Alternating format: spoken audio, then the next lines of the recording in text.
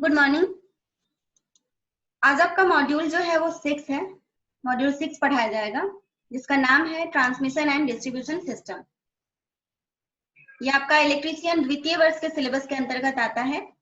यहाँ पर आपको जितने भी टॉपिक्स पढ़ाए जाएंगे, जो भी चैप्टर्स पढ़ाए जाएंगे, जो भी लेसन पढ़ाए जाएंगे, वो सब के सब NSQF लेवल 5 को फॉलो करेगा। लेसन का नाम है आपका electrical transmission distribution network. Lesson number है 3। इसके पहले आपको 2 लेसन बताए जा चुके हैं। पिछले लेसन में आपने ये पढ़ा था स्रोत के आधार पर जनन शक्ति केंद्र का वर्गीकरण कैसे करते हैं। प्रयुक्त ईंधनों के आधार पर पारंपरिक एवं गैर पारंपरिक जनन केंद्रों का वर्गीकरण।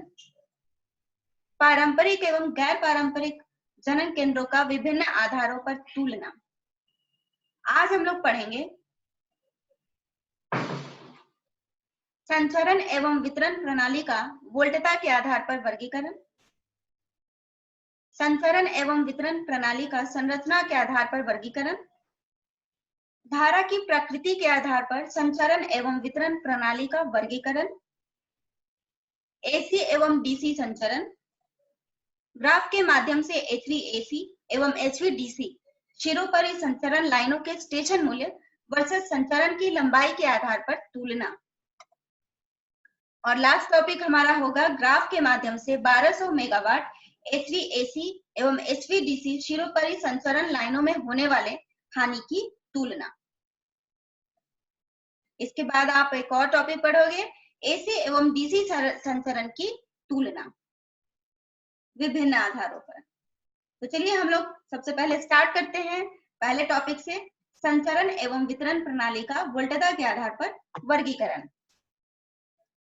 तो संचरण एवं वितरण प्रणाली का वोल्टता के आधार पर हम वर्गीकरण कैसे करते हैं, चलिए देखते हैं। संचरण प्रणाली का वर्गीकरण जो है हम 2 तरीके से कर सकते हैं। इनका वर्गीकरण होगा प्राथमिक संचरण प्रणाली, जिसे इंग्लिश में प्राइमरी ट्रांसमिशन सिस्टम कहते हैं, और द्वितीयक संचरण प्रणाली, जिसे आप सेकेंडरी ट्रांसमिशन सिस्टम भी कह सकते हैं। चलिए अब इनके वोल्टेज लेवल के बारे में जानते हैं कि कौन से वोल्टेज लेवल को आप प्राथमिक संचरण प्रणाली के अंतर्गत रखोगे और कौन से वोल्टेज लेवल को द्वितीयक संचरण प्रणाली के अंतर्गत हम रखते हैं। तो ये आपका 132, 220, 400 और 765 kV के वोल्टेजेस को, या फिर इनसे अधिक के भी जो वोल्टेजेस होंगे जो कि ट्रांसमिशन के लिए हम लोग यूज करेंगे, वो प्राथमिक संचरण प्रणाली के अंतर्गत आएगा। वही अगर द्वितीयक संचरण प्रणाली की बात करें तो इसके अंतर्गत 66 kV की वोल्टेजेस आएंगी। अब चलिए देखते हैं वितरण प्रणाली का वोल्टता के आधार पर वर्गीकरण। तो इनका वर्गीकरण हम 3 भागों में करते हैं, जिसमें पहला होता है आपका प्राथमिक वितरण प्रणाली, दूसरा होता है आपका द्वितीयक वितरण प्रणाली, और तीसरा हो गया आपका तृतीयक वितरण प्रणाली, जिसे इंग्लिश में आप टर्शरी डिस्ट्रीब्यूशन सिस्टम भी कह सकते हैं। अब चलिए देखते हैं 1 बाय 1 तीनों के वोल्टेज लेवल के बारे में जानते हैं हम लोग। तो प्राथमिक वितरण प्रणाली के अंतर्गत 33 kV या फिर इससे अधिक जो भी वोल्टेजेस वितरण पर्पस के लिए यूज किए जाते हैं वो प्राथमिक वितरण प्रणाली के अंतर्गत आते हैं। वही अगर हम द्वितीयक वितरण प्रणाली की बात करें तो इसके अंतर्गत आपका 11 kV, 6.6 kV और 3.3 kV के वोल्टेजेस जो हैं वो इसके अंतर्गत आते हैं। तृतीयक वितरण प्रणाली के अंतर्गत आपका 400 वोल्ट को रखा गया है। किन्हीं किन्हीं बुक्स में तृतीयक वितरण प्रणाली को भी द्वितीयक वितरण प्रणाली के अंतर्गत ही रखा गया है, तो इसमें कोई कंफ्यूजन नहीं होना चाहिए। अगर आपसे तृतीयक वितरण प्रणाली का वोल्टेज लेवल पूछा जाएगा तो आप ये बताओगे। अगर यह ऑप्शन नहीं रहेगा, ये चीज नहीं होगा, आपके पास इतने ऑप्शन दिए रहेंगे 33, 11, 6.6, 3.3 और 400, आपसे पूछा जाएगा कौन सा द्वितीयक वितरण प्रणाली नहीं है, तब आप 33 में ही निशान लगाओगे। तो इसमें कोई कंफ्यूजन नहीं होना चाहिए। कुछ बुक्स में आपको द्वितीयक और तृतीयक बताया गया है और किसी किसी बुक्स में बस आपको वितरण प्रणाली को 2 भागों में ही विभक्त किया गया है, प्राथमिक और द्वितीयक में। ठीक है, तो अब आपका ये क्लियर हो गया होगा, इसमें आप कोई कंफ्यूजन नहीं होना चाहिए। इन पे अगर वोल्टेज लेवल के आधार पर कोई क्वेश्चन आता है तो आप आराम से बता सकते हो कि ये किस प्रणाली के अंतर्गत, ये वोल्टेज लेवल कौन से प्रणाली के अंतर्गत आता है, ये संचरण प्रणाली है या फिर वितरण प्रणाली, और उसके अंदर भी जो भी प्रणाली है, प्राथमिक है, द्वितीयक है या फिर ये है, इसके बारे में आप आराम से बता सकते हो। चलिए अब नेक्स्ट देखते हैं हम संचरण एवं वितरण प्रणाली का संरचना के आधार पर वर्गीकरण। तो संरचना के आधार पर इनको हम दो भागों में बांटते हैं, जिनमें पहला है आपका शिरोपरि लाइन और दूसरा है आपका भूमिगत लाइन। शिरोपरि लाइन को संरचना के आधार पर हम फर्दर दो भागों में बांटते हैं, जिसमें से पहला है आपका क्षैतिज शिरोपरि लाइन और दूसरा है आपका ऊर्ध्व शिरोपरि लाइन। तो 1 बाय 1 हम देखेंगे कि क्षैतिज शिरोपरि लाइन दिखने में कैसा होता है और किस वोल्टेज लेवल के लिए क्षैतिज शिरोपरि लाइन यूज करते हैं, किस वोल्टेज लेवल के लिए या फिर किस पर्पस के लिए हम ऊर्ध्व शिरोपरि लाइन का प्रयोग करते हैं और भूमिगत लाइन क्या होता है, ये 1 बाय 1 हम जानेंगे। तो चलिए सबसे पहले हम आते हैं क्षैतिज शिरोपरि लाइन पर। इस डायग्राम से आपको समझ में आ जाएगा कि क्षैतिज शिरोपरि लाइन कैसा होता है, आप किस तरीके से उसका पहचान कर पाओगे। यहाँ पर इस डायग्राम को देखने से आपको साफ पता चल रहा है कि फेजेस, हर फेज के लिए, जैसे फेज आर है, फेज वाई है, फेज बी है, इन तीनों के लिए जो भी लाइंस आपके, जो भी चालक यहाँ पर यूज किए गए हैं, वो सबके सब एक ही क्षैतिज तल में स्थापित किए गए हैं। तो चूंकि ये सारे के सारे जो भी चालक है, फेजेस के लिए जो भी चालक लिए गए हैं, वो सारे के सारे एक ही क्षैतिज तल में स्थापित है, इसलिए इन्हें क्षैतिज शिरोपरि लाइन कहा जाता है। अगर हम ग्राउंड से यानी कि जमीन से, धरातल से अगर इन तीनों लाइनों की अगर हम हाइट को मेजर करें तो तीनों लाइनों के लिए सेम हाइट आएगा, क्योंकि ये सबके सब सेम क्षैतिज तल में स्थापित है। तो इस तरह का शिरोपरि लाइन के लिए जो टावर्स यहाँ पर यूज किए गए हैं, उनका लेंथ जो है, यानी कि ऊंचाई जो है, इसकी लंबाई जो है, वो ऊर्ध्व शिरोपरि लाइन के कंपैरिजन में कम होता है। मतलब यहाँ पर कम मटेरियल, इसकी कॉस्टिंग भी कम पड़ेगी, क्योंकि यहाँ पर जो आपका इस टावर को बनाने में जो भी मटेरियल यूज करना पड़ रहा है आपको, वो कम लगता है। यहाँ से आप ये भी देख सकते हो, ये बनाया गया है, ये क्या है इसके बारे में मैं बताती हूँ। अगर आपका ये जो लाइनें हैं वो रोड या फिर ट्रेन, रेलवे ट्रैक के को क्रॉस करती है, तो चूंकि नीचे से आपका ह्यूमन बीइंग वगैरह और ट्रैफिक वगैरह जाती है, तो उन लोगों को कोई नुकसान न पहुंचे। यहाँ पर लाइनों में कुछ फॉल्ट होने की वजह से कोई यहाँ पर किसी वजह से ये तार अगर टूट के नीचे गिरता है, तो वो इंसानों को या फिर ह्यूमन बीइंग को या फिर जानवरों को, किसी भी चीज को नुकसान न पहुंचाए, इसलिए इनका प्रयोग किया जाता है। ये जालीनुमा होता है, अगर ये वायर्स किसी वजह से टूट जाते हैं तो वो इनके ऊपर ही गिरते हैं, जिससे नीचे का जो पोर्शन है वो बचा रह जाता है, इनको कोई नुकसान नहीं पहुंचता है। तो इस तरीके से इसका प्रयोग किया जाता है और इस तरीके से ह्यूमन बीइंग्स की लाइफ को और जान मान की जो हानि है उससे बचा जा सकता है। अब आते हैं वोल्टेज लेवल के बारे में, जानते हैं कि किन किन वोल्टेजेस के लिए इनका प्रयोग किया जाता है। तो इसका उपयोग निम्न, मध्यम, उच्च एवं अति उच्च वोल्टेज सीमा के लिए किया जाता है। तो आप इससे अंदाजा लगा सकते हो कि इसका कितना ज्यादा फायदा है, ठीक है, और इसने कितनी बड़ी उपयोगिता हासिल की है, उपलब्धता भी कितनी ज्यादा इन्होंने हासिल की है क्षैतिज शिरोपरि लाइन, ये आप समझ सकते हो।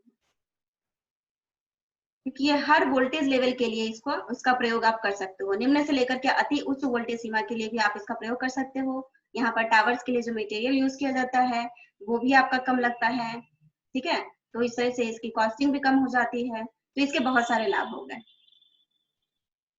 अब आते हैं ऊर्ध्व शिरोपरि लाइन के बारे में, हम लोग जानते हैं। तो इस पिक्चर को देख करके आपको समझ में आ गया होगा कि ऊर्ध्व शिरोपरि लाइन के को आप कैसे पहचानोगे। यहाँ पर आप देख सकते हैं कि यहाँ पर जैसे 3 तारे हैं, 3 चालक है आपके अलग अलग फेज के लिए, तो आप देख सकते हो कि ये एक लेवल में नहीं है। यहाँ पर जो भी लाइनें हैं वो आपका तार जो है वो एक के ऊपर एक क्रम में स्थापित किए जाते हैं। तो अगर आप जमीन से इनकी ऊंचाई मापोगे तो इस तार के लिए अलग होगी, इस तार के लिए उससे भी ज्यादा होगी और इस तार के लिए उससे भी ज्यादा होगी। ये आप देख सकते हो कि इस टावर का जो लेंथ होगा, जो ऊंचाई होगी जमीन से ऊपर, वो भी ज्यादा होती है, तो इसकी कॉस्टिंग जो होगी वो बढ़ जाएगी। अब देखते हैं इसके वोल्टता लेवल के बारे में, जानते हैं। यहाँ पर खंभों की ऊंचाई ज्यादा रखनी पड़ती है, ये मैंने अभी अभी आपको बताया। यह जो आपका ऊर्ध्व शिरोपरि लाइन है वह निम्न एवं मध्यम वोल्टेज के लिए उपयोग किया जाता है। तो इसकी उपयोगिता सीमित है, ये सिर्फ और सिर्फ निम्न और मध्यम वोल्टेज लेवल के लिए ही उपयोग किया जाता है। आप इसको उच्च या फिर अति उच्च वोल्टेज के लिए उपयोग में नहीं ला सकते।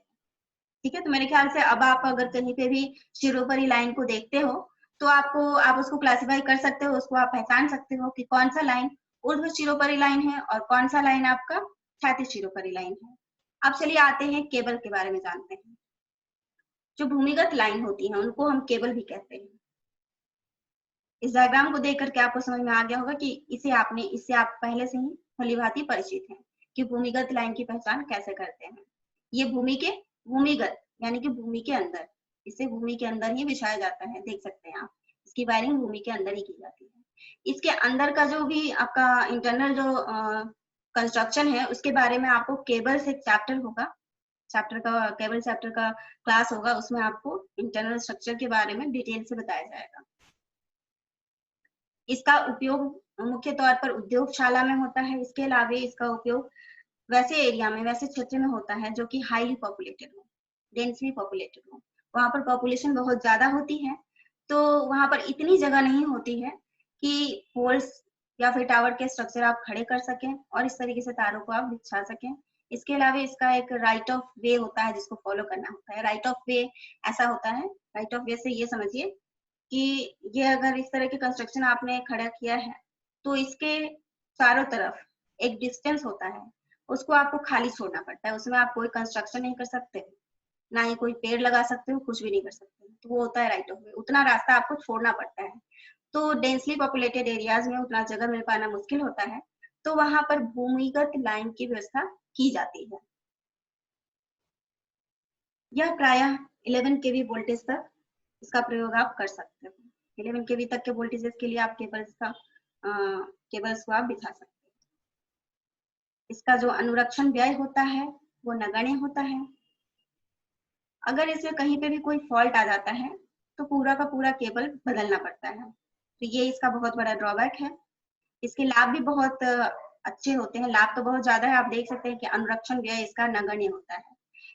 एक बार इसको आपने लगा दिया, इसमें फॉल्ट भी बहुत कम होता है, मतलब फॉल्ट यानी आप समझ रहे हो इसका नुकसान बहुत कम होता है। जैसे जितनी ज्यादा फॉल्ट यहाँ पर होती है तूफान आने की वजह से या किसी और वजह से भी, तो उतनी फॉल्ट जो होता है बिजली की वजह से वगैरह से, यहाँ पर जो जितने भी तरीके के फॉल्ट आते हैं उतना जो फॉल्ट का जो फ्रिक्वेंसी है वो यहाँ पर नहीं पाया जाता। यहाँ पर फॉल्ट बहुत कम होता है, यहाँ पर अनुरक्षण व्यय बहुत कम होता है। बस इसका एक ही ड्रॉबैक है कि दोष आने पर पूरा केबल जो है वो बदलना पड़ता है, तो ये चीज, इसका जो मेंटेनेंस कॉस्ट है वो बहुत ही हाई है। तो भी ये बहुत ज्यादा पॉपुलैरिटी हासिल कर चुका है, क्योंकि आप जानते हो कि आज की दुनिया में पॉपुलेशन किस रफ्तार से बढ़ रही है, तो जहां पर भी आपका डेंसली पॉपुलेटेड एरिया है या फिर उद्योगशाला है, वहां पर इसकी पॉपुलैरिटी जो है वो काफी बढ़ी हुई। चलिए अब हम लोग जानते हैं धारा की प्रकृति के आधार पर संचरण एवं वितरण प्रणाली का वर्गीकरण। तो धारा की प्रकृति के आधार पर हम इसे दो प्रणाली में विभक्त करते हैं। पहला होता है आपका दिष्ट धारा प्रणाली, जिसे आप डीसी सिस्टम भी कह सकते हैं, और दूसरा होता है आपका प्रत्यावर्ती धारा प्रणाली। दिष्ट धारा प्रणाली में डीसी संचरण लाइनों में दिष्ट धारा का प्रवाह होता है, दिष्ट धारा यानी कि डीसी का प्रवाह होता है। वही प्रत्यावर्ती धारा प्रणाली की बात करें तो यहाँ पर प्रत्यावर्ती संचरण लाइन में प्रत्यावर्ती धारा का प्रवाह होता है। अब चलिए आते हैं, हम लोग जानते हैं HVAC एवं HVDC संचरण किस तरीके से होता है। ये आपका HVAC और HVDC संचरण के लिए ये आपका पूरा लेआउट बनाया गया है। यहाँ पर ये जो फर्स्ट ब्लॉक है वो है आपका जनन केंद्र। जनन केंद्र ये जनन केंद्र यानी जहाँ पर विद्युत का उत्पादन होता है। ये जो आपका ये पूरा जो बॉक्स है वो आपका यहाँ पर सिंबॉलिक फॉर्म में दिखाया गया है। ये जो बॉक्स के अंदर का जो भी चीज है वो आपका है ग्रिड। ये चीज जो है वो आपका ग्रिड है। यहाँ पर ये जो ट्रांसफॉर्मर, यहाँ पर ये जो चीज दिखाया गया है वो सिंबल जो है वो आपका स्टेप अप ट्रांसफॉर्मर के लिए है। स्टेप अप यानी कि वोल्टेज को बढ़ाना, अप करना यानी कि बढ़ाना। तो जनन केंद्र में जो भी वोल्टेज यहाँ पर उत्पादन किया जाएगा, जैसे 11 kV अगर वोल्टेज लेवल है, तो इसका जो टर्न रेशियो होगा, इस ट्रांसफॉर्मर का जो टर्न रेशियो होगा, उस हिसाब से उसके अकॉर्डिंग इस वोल्टेज को ये बढ़ा देगा और बढ़ा करके इस संचरण लाइन के द्वारा इसको इसका संचरण होगा। ये जो आपका है वो है आपका, ये जो पूरा बॉक्स के अंदर जो भी पोर्शन है वो है आपका सबस्टेशन। ये देखिए ये सबस्टेशन है। इस सबस्टेशन के अंदर ये जो पोर्शन है आपका, ये वाला पोर्शन जो है वो है आपका स्टेप डाउन ट्रांसफार्मर। ध्यान रखिएगा, यहाँ पर स्टेप अप ट्रांसफार्मर है और यहाँ पर स्टेप डाउन ट्रांसफार्मर है, क्योंकि हम लोग यहाँ पढ़ रहे हैं क्या, HVAC, यानी कि हाई वोल्टेज अल्टरनेटिंग करेंट। इसके ये ऐसा हम लोग क्यों करते हैं, हाई वोल्टेज अल्टरनेटिंग करंट क्यों हम लोग यूज करते हैं, इसके बारे में डिटेल से आपको आगे बताया जाएगा। फिलहाल हम इसके इस संचरण के बारे में ही, संचरण प्रणाली के बारे में ही देखते हैं कि किस तरीके से हम इसे ट्रांसमिट करते हैं HVAC और HVDC को। ठीक है, तो यहाँ पर आपने देखा कि सबसे पहले आपका ये जनन केंद्र हुआ।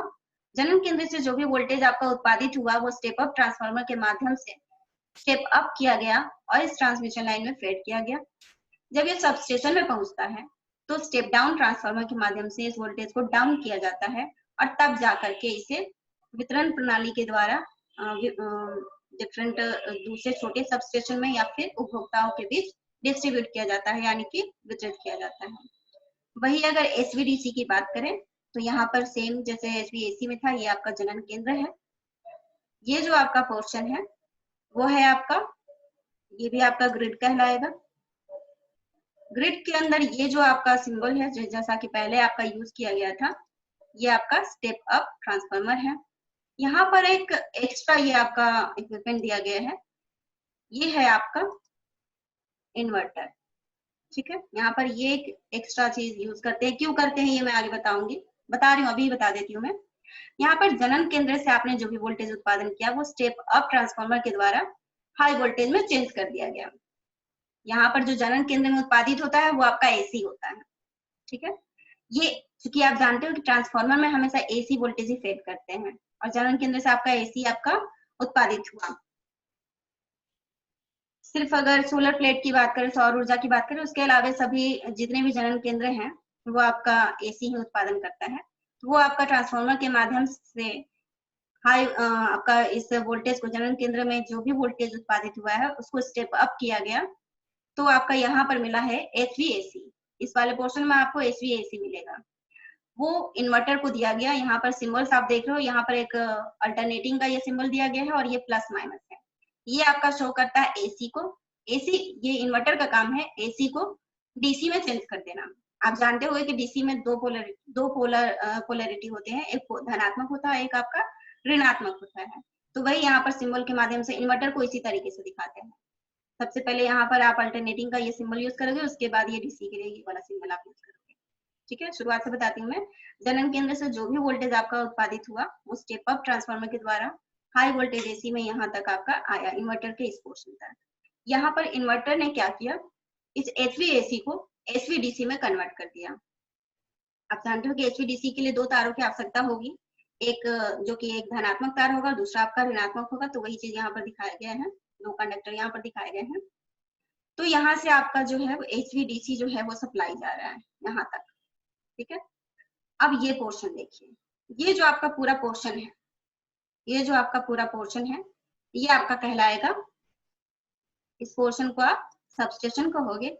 यहाँ सबस्टेशन में भी एक एक्स्ट्रा ये इक्विपमेंट आपको यूज करना पड़ेगा। यहाँ पर तो आप एक स्टेप डाउन ट्रांसफार्मर यूज कर रहे हो, लेकिन यहाँ पर एक एक्स्ट्रा इक्विपमेंट आपको यूज करना पड़ेगा। यहाँ पर सिंबल देखिए आप, यहाँ पहले लिखा गया है पॉजिटिव नेगेटिव, उसके बाद आपका ये सिंबल बना है, यानी कि यहाँ से इस लाइन के द्वारा जो DC यहाँ तक आ रहा था, उस DC को ये वाला जो इक्विपमेंट है जिसका नाम आपका है कन्वर्टर, तो ये कन्वर्टर क्या करेगा, इस DC को AC में कन्वर्ट कर देगा। अब यहाँ पर आपको क्या मिल रहा है, ये हाई वोल्टेज DC जो है वो हाई वोल्टेज AC में बदल गया है, रूपांतरित हो चुका है। अब ये इस ट्रांसफार्मर के माध्यम से, ये ट्रांसफार्मर जो है वो स्टेप डाउन है, स्टेप डाउन ट्रांसफार्मर है, जैसा कि पहले उसका प्रयोग किया गया था। तो ये HVAC जो है वो उसको स्टेप डाउन ट्रांसफार्मर जो है वो उस वोल्टेज को कम कर देगा और यहाँ पर आपको वितरण, यहाँ पर जो आपको इसके सेकेंडरी में जो भी वोल्टेज आपको मिलेगा वो उपभोक्ताओं के बीच या फिर दूसरे सबस्टेशन को फीड कर दिया जाएगा। तो आपने देखा कि किस तरीके से HVAC और HVDC का संचरण होता है। इन दोनों में अगर आप कंपेयर करें तो आप देखोगे कि यहाँ पर एक एक्स्ट्रा इक्विपमेंट की आवश्यकता पड़ती है, यहाँ पर भी, यानी कि सेंडिंग एंड इसको कहते हैं, जहां से सेंड किया गया है ट्रांसमिशन लाइन में उसको हम सेंडिंग एंड कहते हैं, और जहां पर इसको रिसीव किया गया है उसे हम रिसीविंग एंड कहते हैं। तो सेंडिंग एंड पे एक एक्स्ट्रा इक्विपमेंट की आवश्यकता पड़ी है जो कि इन्वर्टर है। इसका कॉस्ट बहुत ही ज्यादा होता है, ये बहुत महंगा होता है। और यहाँ रिसीविंग एंड पे भी आपका एक इक्विपमेंट यूज किया गया है जो कि कन्वर्टर है। तो यहाँ पर 2 इक्विपमेंट जो है वो एक्स्ट्रा यूज किए गए हैं। अब ये यहाँ पर तो आपको सिंबॉलिक फॉर्म में जो मेन इक्विपमेंट है वो दिखाए गए हैं। इसके अलावा यहाँ पर काफी सारे इसके लिए प्रोटेक्टिव इक्विपमेंट भी लगाए जाते हैं जो कि काफी कॉस्टली होते हैं। तो इन सब चीजों का कॉस्ट अगर मिलाया जाए तो बहुत ज्यादा हो जाता है, ठीक है। तो यहाँ पर जो इंस्टॉलेशन कॉस्ट जो होता है HVDC के लिए वो आपका बढ़ जाता है इन्हीं वजहों से। ये जो इक्विपमेंट आपको एक्स्ट्रा लगाने पड़े हैं, ऐसा इसलिए करना पड़ा है क्योंकि अभी तक ऐसा कोई भी ट्रांसफार्मर बना नहीं है जो कि हाई वोल्टेज डीसी को लो वोल्टेज डीसी में, या फिर लो वोल्टेज डीसी को low voltage high voltage DC में चेंज कर सके। ट्रांसफार्मर एसी पे ही काम करता है, इसलिए हमको ये इतने सारे स्टेप्स करने पड़े, ठीक है। तो मेरे ख्याल से इस संचालन को आप अच्छे से समझ गए होंगे। अब चलिए आते हैं, हम लोग देखते हैं ग्राफ के माध्यम से HVAC एवं HVDC शिरोपरि संचरण लाइनों के स्टेशन मूल्य वर्सेस स्टेशन मूल्य। आपने अभी देखा स्टेशन मूल्य से क्या तात्पर्य है, वो आपने अभी इस डायग्राम में देखा था। स्टेशन मूल्य से तात्पर्य है ये जो आपका ग्रिड है, यहाँ पर जो आपने एक ग्रिड यूज किया, यहाँ पर जितने भी एक्स्ट्रा इक्विपमेंट लगे हैं ये आपका एसी में, और यहाँ पर जितने भी इक्विपमेंट लगे हैं आपका डीसी में, इन दोनों के मूल्यों को कंपेयर किया गया है, ठीक है। इन मूल्यों का कंपेयर किया है हमने किससे, यहाँ से यहाँ तक का जो लेंथ है, ये जो संचरण का जो लेंथ है, यहाँ पर डीसी की केस में ये इस संचरण का जो लेंथ है उससे हमने कंपेयर किया है। यानी कि ये जो आपका ग्रिड का जो भी कॉस्ट आया है उसका इस लेंथ से हमने कंपेयर किया है, ठीक है। इस वाले में इसको हम ग्राफ के माध्यम से देखेंगे। उन कॉस्टों को, संचरण की जो लंबाई है उन दोनों को कंपेयर किया है हमने और एक ग्राफ बनाया है, ठीक है। वो ग्राफ आपका ये रहा। यहाँ पर ये जो हॉरिजॉन्टल एक्सिस है वो आपका शो करेगा ट्रांसमिशन लेंथ को, ये आपका किलोमीटर में होगा, ठीक है। ट्रांसमिशन लेंथ क्या होता है वो मैंने अभी आपको बता दिया है। सेंडिंग एंड से रिसीविंग एंड के बीच में जो भी आपको चालक का लेंथ लगा है उसको हम ट्रांसमिशन लेंथ कहेंगे। और इसका ये जो वर्टिकल लाइन है वो आपका शो करेगा स्टेशन का कॉस्ट। स्टेशन यानी कि ग्रिड और सब स्टेशन दोनों को मिलाकर के जो मूल्य लगा है वो आपका वर्टिकल लाइन पे शो किया जाएगा। तब हमारा ये ग्राफ मिलता है। यहाँ पर 2 लाइनें हैं, एक आपका डीसी के लिए है और एक आपका एसी के लिए है। तो ये जो आपका लाइन दिख रहा है ये आपका एसी के लिए है, ठीक है, HVAC के लिए। और ये वाला जो लाइन है आपका वो शो कर रहा है HVDC को, ठीक है। इतना क्लियर है? आप देख सकते हैं कि ये दोनों ही जो लाइनें हैं वो एक पॉइंट है, ये पॉइंट जहां पर दोनों मैच करते हैं, ठीक है। तो इस पॉइंट पे दोनों ही HVDC और HVAC दोनों के ही स्टेशन कॉस्ट सेम लेंथ के लिए, मतलब यहाँ से अगर देखें तो दोनों का जो लेंथ है ट्रांसमिशन लेंथ इक्वल होगा, तो सेम ट्रांसमिशन लेंथ के लिए स्टेशन का भी कॉस्ट जो है वो बराबर हो जाता है, ठीक है। तो इस पॉइंट पे क्या होता है, कॉस्ट एंड लेंथ जो है दोनों ही एसी और डीसी के लिए इक्वल है। तो ये ऐसा ट्रांसमिशन लेंथ है जहां पर आप HVDC यूज करो या HVAC यूज करो कोई फर्क नहीं पड़ता है। इसलिए इस पॉइंट का नाम दिया गया है ब्रेक इवन पॉइंट, ठीक है। तो ब्रेक इवन पॉइंट क्या होता है आप समझ सकते हो। वैसा ट्रांसमिशन लेंथ, ट्रांसमिशन का वैसा संचरण की वो लंबाई जहां पर एसी और डीसी संचरण के लिए स्टेशन कॉस्ट और ट्रांसमिशन का लेंथ दोनों बराबर हो जाता है, उस पॉइंट को हम क्या कहेंगे, ब्रेक इवन पॉइंट। आप देख सकते हो कि इस पॉइंट से पहले ये आपका जो एसी वाला ये जो लाइन है एसी वाला वो नीचे लाई करता है, ठीक है। और वही इस पॉइंट के अगर बात कहें तो डीसी वाला जो पॉइंट है वो नीचे लाई कर रहा है। तो इस ग्राफ को अगर आप ध्यान से समझते होगे, ग्राफ अगर बनाना आपको आता है तो आप इस ग्राफ को देख के समझ सकते हो कि इस ब्रेक इवन पॉइंट से पहले की अगर बात करें तो एसी वाले लाइन का जो कॉस्ट है वो लेंथ के लिए वो अगर लेंथ के वर्सेस देखें तो स्टेशन कॉस्ट जो है वो कम हो जाता है। वही अगर ब्रेक इवन पॉइंट से आगे की बात करें, इससे दूर की बात करें, अगर इससे हम इधर अगर बढ़ते जाएं तो आपका जो है वो डीसी का कॉस्ट जो है वो कम हो जाता है, डीसी के संचालन का कॉस्ट कम हो जाता है, वही एसी संचालन का जो कॉस्ट है वो बढ़ जाता है। तो इस ग्राफ को देख करके हमने ये पता लगाया, हमें ये सूचना मिलती है कि ब्रेक इवन पॉइंट से पहले एचवी एसी शिरोपरि संचरण लाइनों का स्टेशन मूल्य जो होता है वो कम होता है। यहाँ पर मैंने बताया कि स्टेशन मूल्य का क्या तात्पर्य है। स्टेशन मूल्य यानी कि आपका सेंडिंग एंड के पास जो स्टेशन है यानी कि ग्रिड है वो, प्लस रिसीविंग एंड के पास जो आपका सब स्टेशन यूज किया गया है वो, दोनों का जो मूल्य है आपका, दोनों का जो मूल्य है उसे हम स्टेशन कंबाइनली स्टेशन मूल्य कहेंगे। जबकि ब्रेक इवन पॉइंट के बाद एचवीडीसी शिरोपरि संचरण लाइनों का स्टेशन मूल्य कम होता है। ठीक है, इस पॉइंट के बाद डीसी का मूल्य कम हो गया और इस पॉइंट से पहले आपका ये एसी का जो मूल्य है वो कम हो गया, एसी संचरण का मूल्य जो है वो कम हो गया। ठीक है, इससे हम इस निष्कर्ष पर पहुंचते हैं कि ब्रेक इवन पॉइंट से पहले चूंकि कॉस्ट कम है, इस पॉइंट से पहले एसी का कॉस्ट कम है, इसलिए ब्रेक इवन पॉइंट से पहले एचवीएसी शिरोपरि ज्यादा बेहतर है ना, क्योंकि कॉस्ट अगर कम पड़ रहा है तो हम इसे ही यूज करेंगे तो ज्यादा अच्छा रहेगा ना, कोई भी कम कॉस्टली चीजों का ही इस्तेमाल करना बेहतर समझता है।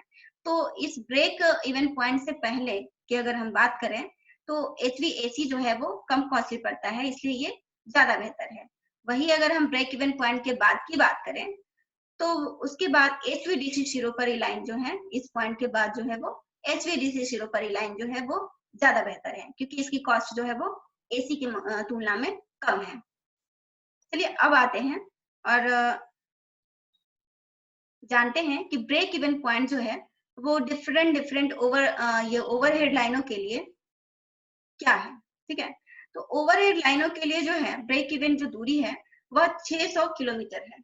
यानी कि 600 किलोमीटर से अगर पहले की बात करें, 600 किलोमीटर से कम की अगर संचरण लाइन हमें बनाना है तो हम उसमें अगर एसी संचरण अगर हम यूज करें, एसी संचरण का प्रयोग करें तो हमें कम कॉस्टली पड़ेगा, सस्ता पड़ेगा। और 600 किलोमीटर से अगर ज्यादा लंबी लाइन है तो उसमें आपको डीसी संचरण जो है वो ज्यादा सस्ता पड़ेगा।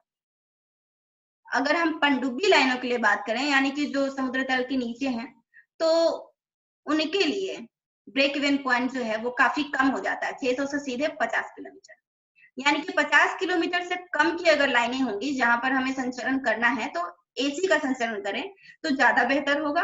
और वही 50 किलोमीटर से अगर ज्यादा का संचरण करना है पनडुब्बी लाइनों के लिए तो डीसी का संचरण ज्यादा बेहतर होगा। चलिए आते हैं, देखते हैं ग्राफ के माध्यम से 1200 मेगावाट एचवीएसी एवं एचवीडीसी शिरोपरि संचरण लाइनों में होने वाले हानि की तुलना को देखते हैं।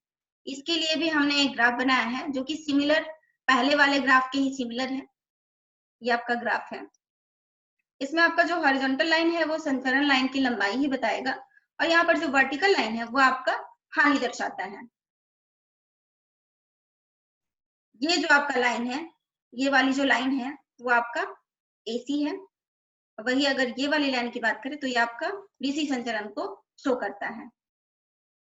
सेम ये जो पॉइंट जहां पर एसी और डीसी दोनों ही लाइनें जो है वो क्रॉस कर रही हैं वो आपका कहलाएगा ब्रेक इवन पॉइंट। तो इस ग्राफ को देखने से आपको पता चल रहा होगा कि ब्रेक इवन पॉइंट से पहले एसी वाली जो ये ग्राफ है वो नीचे है, यानी कि हानि जो है एसी में कम हो रहा है। ठीक है, तो इससे हम ये निष्कर्ष पे पहुंचते हैं कि ब्रेक इवन पॉइंट से पहले यानी कि ब्रेक इवन पॉइंट जो होता है वो आपका किलोमीटर में ही होता है, तो इससे कम लेंथ की अगर हमें संचरण की आवश्यकता पड़ेगी तो एसी संचरण ज्यादा बेहतर होगा, उसमें हानि जो होगी वो कम होगी। और वही इस पॉइंट से आगे की अगर बात करें तो डीसी का संचरण जो होगा वो ज्यादा बेहतर होगा। ठीक है, तो चलिए अभी जो हमने बताया है उसका हम सारांश देख लेते हैं। इस ग्राफ से हमें यह सूचना मिलती है कि ब्रेक इवन पॉइंट से पहले, इस ब्रेक इवन पॉइंट से पहले एचवीएसी, देख रहे हैं आपकी ये एसी वाली जो लाइन है वो नीचे लाइक कर रही है, तो इस एचवीएसी शिरोपरि संचरण लाइनों में कम हानि होती है, क्योंकि ये इस ग्राफ से नीचे है तो हानि इसकी कम है। जबकि ब्रेक इवन पॉइंट के बाद यानी कि इस पॉइंट के बाद अगर बात करें तो देख रहे हैं ये कर्व जो है वो ऊपर उठता जा रहा है ना, तो एसी में ज्यादा हानि हो रही है और डीसी डाउनवर्ड होता जा रहा है, यानी कि डीसी में कम हानि होती है। ठीक है, तो इससे हम इस निष्कर्ष पे पहुंचते हैं कि ब्रेक इवन पॉइंट से पहले एचवीएसी चिरोपरि ज्यादा बेहतर है ना, क्योंकि यहाँ पर हानि जो है वो कम होती है। और वही अगर ब्रेक इवन पॉइंट के बाद की बात करें तो एचवीडीसी जो चिरोपरि लाइन है वो ज्यादा बेहतर है। चलिए अब डिफरेंट डिफरेंट फैक्टर्स को हम तुलना डिफरेंट डिफरेंट फैक्टर्स के आधार पर एसी संचरण लाइन और डीसी संचरण लाइनों को कंपेयर करते हैं। तो सबसे पहले हम आते हैं परिभाषा। यहाँ पर जो पहला कॉलम है आपका तुलना का आधार रहेगा, दूसरे कॉलम में आपका एसी संचरण लाइन की स्पेसिफिकेशन रहेगा और तीसरा कॉलम है आपका डीसी संचरण लाइन का स्पेसिफिकेशन होगा। तो सबसे पहले हम आते हैं परिभाषा पे। तो एसी संचरण लाइन में प्रत्यावर्ती धारा का प्रवाह होता है, जैसा कि मैंने आपको पहले बताया। वहीं डीसी संचरण लाइनों में दिष्ट धारा का प्रवाह होता है। अगर चालकों की संख्या की बात करें तो पर सर्किट मतलब एक सर्किट में एसी संचरण लाइनों में 3 चालकों की आवश्यकता पड़ती है। वहीं अगर डीसी संचरण लाइनों की बात करें तो एक सर्किट में मिनिमम चालकों की संख्या जो है वो 2 की जरूरत पड़ती है। ठीक है, तो आप देख रहे हो कि चालकों की संख्या जो है डीसी संचरण लाइन में कम है। तो चालकों की संख्या अगर कम है, चालक तो आप जान ही रहे हो क्या कहलाता है, ये आपका सेंडिंग एंड और रिसीविंग एंड के बीच का जो माध्यम है वो जो है वो आपका चालक कहलाता है। तो यहाँ पर चालक चूंकि कम हो गए हैं तो इसका कॉस्ट भी आपका कम हो जाएगा। ठीक है, नेक्स्ट आते हैं इंडक्टेंस एंड सर्जेस पे। तो यहाँ पर जो इंडक्टेंस और सर्जेस की अगर बात करें तो एसी संचरण लाइनों में ये चीजें होती हैं, जबकि डीसी संचरण लाइनों में इनका कोई इफेक्ट नहीं पड़ता है। वहीं अगर वोल्टता पट की बात करें तो एसी संचरण लाइनों में ये बहुत ही ज्यादा होती है, और वहीं अगर डीसी संचरण लाइनों की बात करें तो इसका इफेक्ट बहुत ही कम होता है। स्किन प्रभाव के बारे में देखते हैं। एसी संचरण लाइनों में स्किन प्रभाव जो होता है वो पाया जाता है, जबकि डीसी संचरण लाइनों में स्किन प्रभाव होता ही नहीं है। इसकी वजह से भी इसकी कॉस्ट जो है, चूंकि एसी संचरण लाइनों में स्किन प्रभाव होता है जिसको इंग्लिश में स्किन इफेक्ट कहते हैं, वो होता है। इसकी वजह से कंडक्टर जो होता है, जो भी चालक आप यूज कर रहे हो, उसका फुल वॉल्यूम आप उपयोग में नहीं ला पाते हो। ठीक है, क्योंकि धारा जो होती है स्किन प्रभाव में क्या होता है कि धारा जो है वो चालक के बाहरी परत, बाहरी जो स्किन हो गई, मतलब बाहर का जो लेयर है उसके ऊपर ही बस फ्लो होता है, और वही अंदर वाले जो भी लेयर्स हैं उसमें धारा बहती नहीं है, या फिर ये कह सकते हैं कि उनका जो डेंसिटी है वो कम हो जाता है। तो जिसकी वजह से हम फुल कंडक्टर का जो वॉल्यूम है वो यूज नहीं कर पाते हैं। तो सेम संचरण के लिए हमें थोड़े मोटे कंडक्टर जो है वो यूज करने पड़ते हैं। ठीक है, तो इस वजह से ये एसी संचरण लाइन जो है वो महंगी पड़ जाती है। आजकल वैसे स्किन प्रभाव को कम करने के लिए डिफरेंट स्ट्रक्चर, चालकों का डिफरेंट बंडल स्ट्रक्चर वगैरह यूज किया गया है, तो उसके बारे में आपको बाद में बताया जाएगा। फिलहाल आप ये जानिए कि स्किन प्रभाव होता क्या है, वो मैंने आपको बता दिया है। ठीक है, तो स्किन प्रभाव जो होता है वो आपका एसी संचरण लाइनों में पाया जाता है, जबकि डीसी संचरण लाइनों में स्किन प्रभाव नहीं होता है। वही अगर रोधन की आवश्यकता है, रोधन यानी कि इंसुलेशन, तो इंसुलेशन जो होता है वो एसी संचरण लाइनों में इंसुलेशन का लेवल बहुत अधिक होता है, जबकि डीसी संचरण लाइनों में कम ही इंसुलेशन की आवश्यकता पड़ती है। अगर हम बाधा की बात करें, बाधा यानी कि इंटरफेरेंस, जैसे कि मान लिया आपका जो संचरण लाइन है उसके साथ साथ अगर आपका टेलीफोन लाइन या फिर टेलीविजन लाइन को भी अगर भेजा जा रहा है, तो उन दोनों के बीच जो है इंटरफेरेंस जो होता है, आप देखते होंगे इंटरफेरेंस का मतलब आप समझते ही होंगे कि जैसे रेडियो चैनल आपने एक लगाया तो उसमें आवाज जो है वो क्लियर नहीं आता है ना, वो इंटरफेरेंस की वजह से आता है। तो अगर एसी की बात करें तो एसी संचरण लाइनों में इंटरफेरेंस जो होती है वो अधिक होती है, मतलब वो दूसरे संचरण में थोड़ा बाधा पहुंचाता है। जबकि डीसी संचरण लाइन की बात करें तो इसमें कोई बाधा इंटरफेरेंस नहीं होती है। कोरोना हानि जो है वो एसी संचरण लाइनों में प्राय पाया जाता है, जबकि डीसी संचरण लाइनों में ये नहीं होता है। कन्वर्टर टर्मिनल स्टेशन आपने देखा था कि एसी के लिए तो कोई कन्वर्टर स्टेशन की आवश्यकता नहीं पड़ती है, क्योंकि वहां पर आप ट्रांसफार्मर यूज करते हो और संचरण भी आपको एसी ही करना होता है, इसलिए वहां पर कोई कन्वर्टर टर्मिनल स्टेशन की आवश्यकता नहीं पड़ती है। ये मैंने दिखाया था आपको, जहां पर मैंने इन्वर्टर और कन्वर्टर के बारे में बताया था वही है। और यहाँ पर आपको टर्मिनल स्टेशन की आवश्यकता पड़ती है। ठीक है, तो ये एक वैसी चीज है कन्वर्टर टर्मिनल स्टेशन जिसकी वजह से डीसी संचरण लाइनों का जो कॉस्ट है वो बढ़ जाता है। टावर्स के अगर फ्लोर एरिया की बात करें तो एसी संचरण लाइनों के लिए जो टावर्स हम लोग यूज करते हैं उसका फ्लोर एरिया बहुत ज्यादा होता है, जबकि डीसी संचरण लाइनों का जो टावर्स प्रयोग किया जाता है उसका फ्लोर एरिया बहुत कम होता है। तो ये डीसी संचरण लाइनों का, इसकी वजह से डीसी संचरण लाइन जो है वो सस्ते हो जाते हैं। तो ओवरऑल अगर हम मूल्य देखें तो यहाँ पर शुरू से देखते हैं कि कौन कौन से फैक्टर्स जो है वो इनके मूल्य को दर्शाते हैं। तो इसकी वजह से ये जो चालक आपने ज्यादा यूज किया है एसी संचरण लाइन में, इसकी वजह से एसी संचरण लाइन की कॉस्ट जो है वो बढ़ जाती है। किन प्रभाव की वजह से भी कॉस्टिंग बढ़ती है? रोधन की आवश्यकता जो होती है, चूंकि रोधन आपको ज्यादा यूज करना है उसकी वजह से भी वो अधिक होता है यहाँ पर, तो इसकी वजह से भी एसी संचरण लाइनों की कॉस्टिंग जो है वो बढ़ जाती है। कोरोना हानि की वजह से तो ऐसा नहीं होता है, ये पॉजिटिव इफेक्ट डालता है।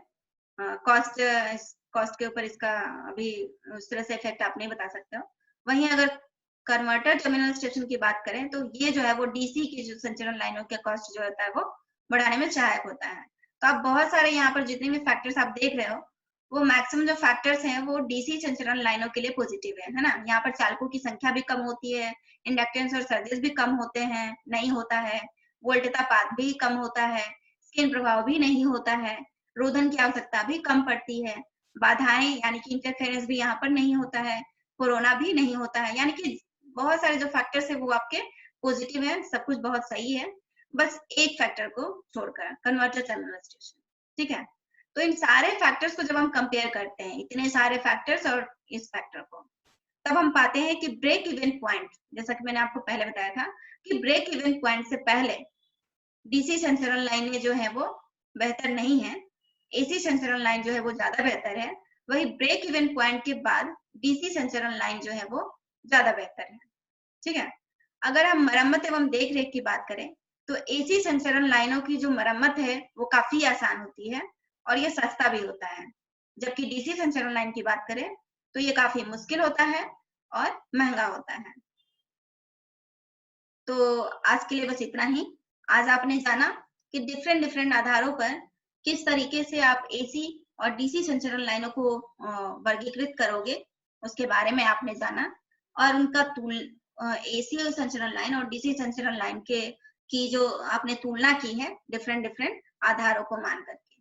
ठीक है, तो आप नेक्स्ट लेसन में जो है आप अब नेक्स्ट लेसन में पढ़ोगे ट्रांसमिशन लाइन के वर्गीकरण को डिटेल से आपको बताया जाएगा नेक्स्ट लेसन में। आज के लिए इतना ही।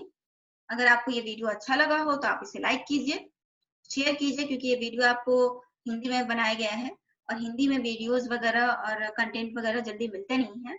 तो उन सभी को जिनको भी हिंदी के इस तरह का कंटेंट जो है जिनको आवश्यकता है उन तक ये पहुंच जाए, तो इसलिए आप शेयर कीजिए। ठीक है, ज्यादा से ज्यादा शेयर कीजिए ताकि जिनको भी इस तरह के हिंदी वीडियोस की आवश्यकता है उन तक ये चीज पहुंच जाए। और सब्सक्राइब भी कीजिए ताकि जितने भी वीडियोस मैं यहाँ पर बनाऊं वो आप तक पहुंच जाए। Thank you.